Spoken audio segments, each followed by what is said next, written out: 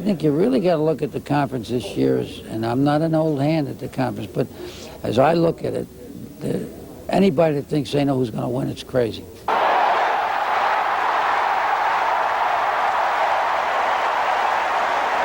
If Michigan can win, you enhance all those chances of him becoming a Heisman Trophy. If we don't win, they all go down. So that's got to be our focus, and the more games you win, the more glory there is for everyone.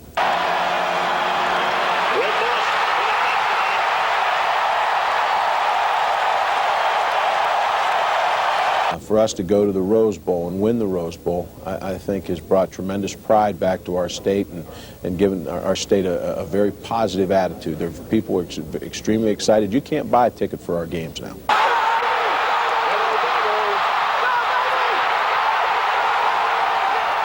The Big Ten Report is next.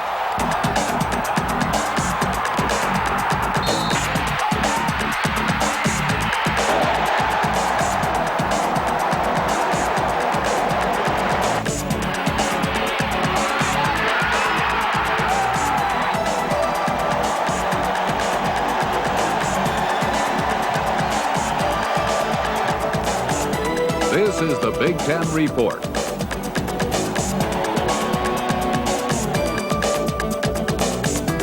Hi again, everybody. I'm Mike Goldberg, and welcome to the Big Ten Report. Highlighted by the Wisconsin Badgers' Rose Bowl victory on New Year's Day, the Big Ten Conference was as dominant as any in college football's postseason, with 7 teams advancing to participate in bowl games. In 1994, the Big Ten Conference has the depth to once again dominate the holiday season. But will they crown their first national champion since the Ohio State Buckeyes of 1968?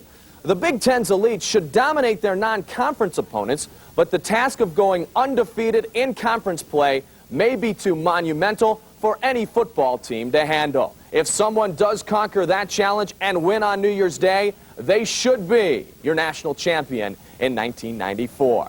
In 1987, the Penn State Nittany Lions, still an independent team, defeated Vinny Testaverde and the Miami Hurricanes to win the national title. Last year, Penn State made its debut in the Big Ten Conference, and the Nittany Lions were a wonderful addition. On October 16th, 96,719 packed Beaver Stadium as Penn State faced Michigan for the first time ever. What's in store for 94? To State College to meet Joe Paterno's Nittany Lions.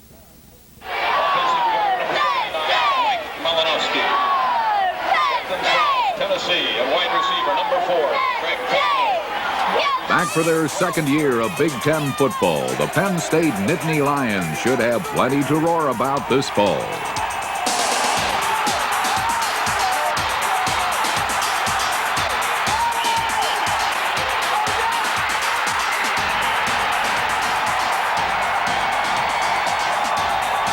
Seven starters return on offense, led by quarterback Kerry Collins, who started the final 9 games a year ago, establishing himself as the leader of the Nittany Lions attack.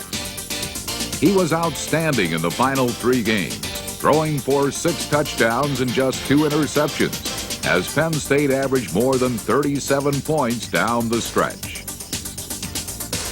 Joe Paterno's team led the Big Ten in scoring, a very impressive accomplishment.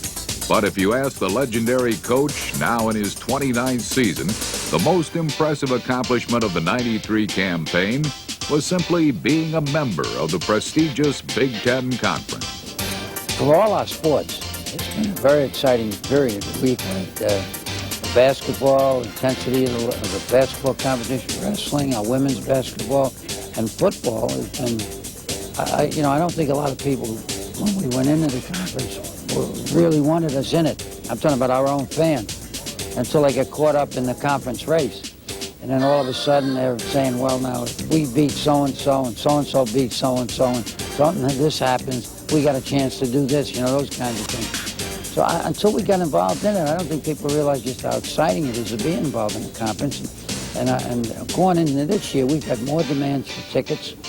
We sell out all our games, but we have a long waiting list for season tickets. There's just been a tremendous amount of new interest and stimulation in Penn State football, and I'm sure it's because we're in the conference. In the running for All-American honors this year will be wide receiver Bobby Ingram. He caught a school record 13 touchdowns a year ago, including 4 against Minnesota in the Nittany Lions' Big Ten debut. Penn State's powerful offense also features running back Kajana Carter, who cracked the 1,000-yard barrier a year ago, despite missing 2 games with injuries. The question for Paterno's squad is this: how will the defense regroup? The Nittany Lions lost 8 starters, but Brian Gelsheiser is back. He led the team in tackles a year ago. Penn State's first foray into Big Ten play was quite successful. You get the feeling the second trip will be the same. Happy Valley should be a very merry place this fall.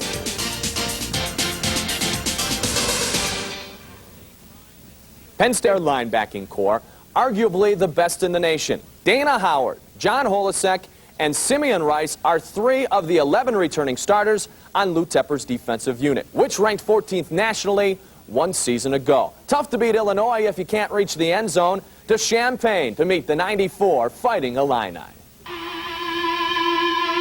When you begin any discussion about Illinois football, you start with the defense. It could be awesome in '94.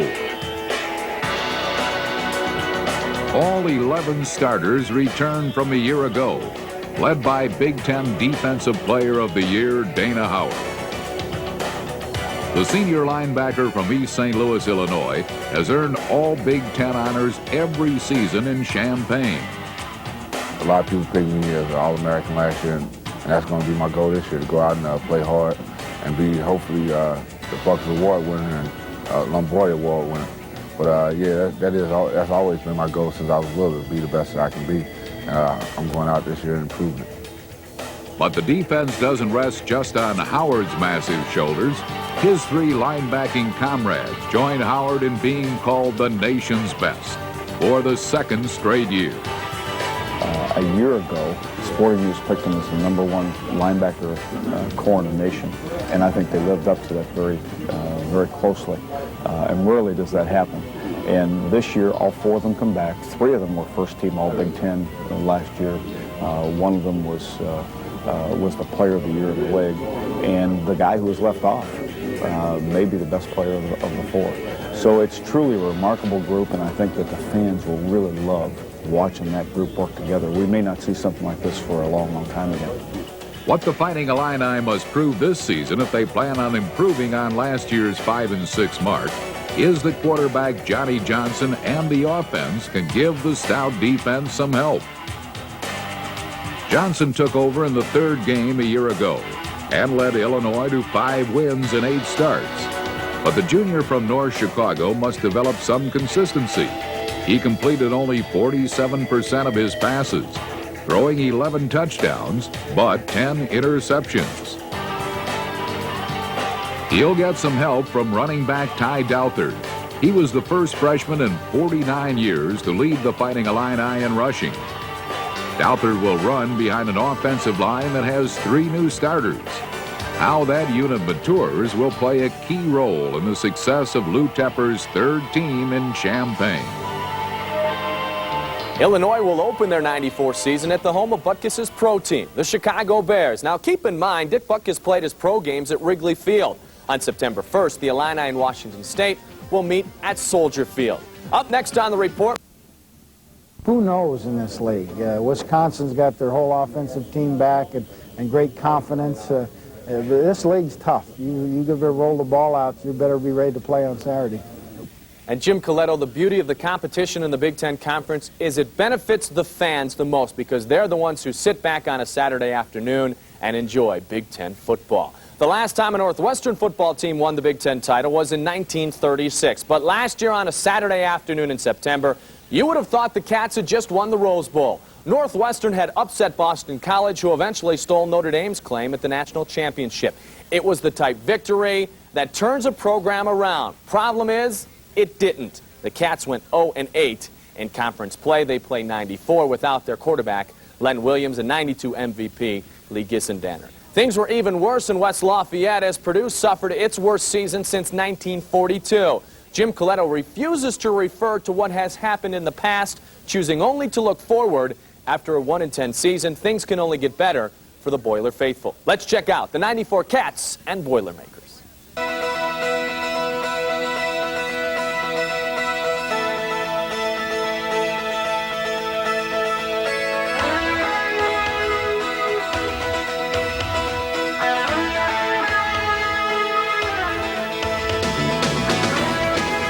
Last year's record won't show it, but Northwestern football is coming back behind third-year coach Gary Barnett. 4 of the Wildcats' Big Ten losses were by a combined 15 points. 10 starters return offensively, yet the one departed is a huge loss. Quarterback Len Williams is gone. His replacement still not confirmed. I think the most difficult one to replace right now is a quarterback. Gissendaner was a great player for us. I think we've got a player of his caliber, a young kid, freshman, I think that's going to step in and it may make us forget about Lee. The quarterback spot, though, I just don't know who it's going to be. That's all there is to it. Lenny had a lot of leadership capabilities. He was tough, threw the ball well. He's playing professional football right now. We just don't have anybody that's got any experience yet ready to step in and take his spot. Defensively, the Wildcats have 9 veterans returning. The secondary should be the team's strength, with all 4 starters back. But they'll need some help from an improved pass rush. The Wildcats have a great home schedule. Most of their toughest Big Ten tests are at home in Evanston. If Northwestern finds a quarterback, it might find itself moving up the ladder quickly in the conference rankings. At Purdue, the Boilermakers have equally high hopes of escaping the Big Ten cellar. Fullback Mike Goldberg is the leader. The junior averaged more than 5 yards a carry last year and also caught 30 passes.